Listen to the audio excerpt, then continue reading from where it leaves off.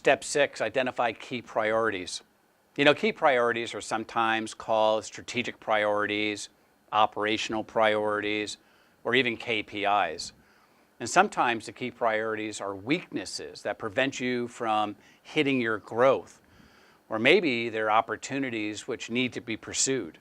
Key priorities are quantitatively measured on a regular basis. I mean, key priorities sometimes come from those weaknesses or opportunities that you found in your SWOT analysis. And because key priorities are so important, you should focus on a very few of them.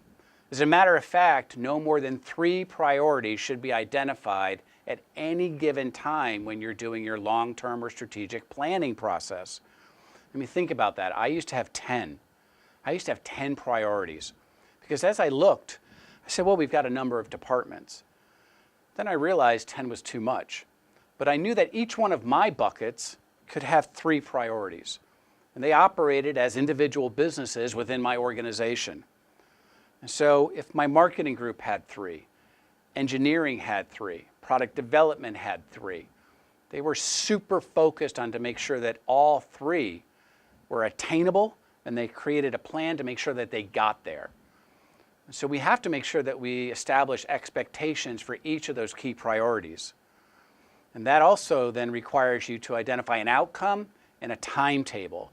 So once I know what I want to achieve, and there's only 3 or 4 of them so I can stay focused, then I have to figure out what is that outcome?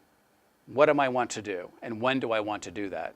And once that's done, you have a higher probability of hitting those goals.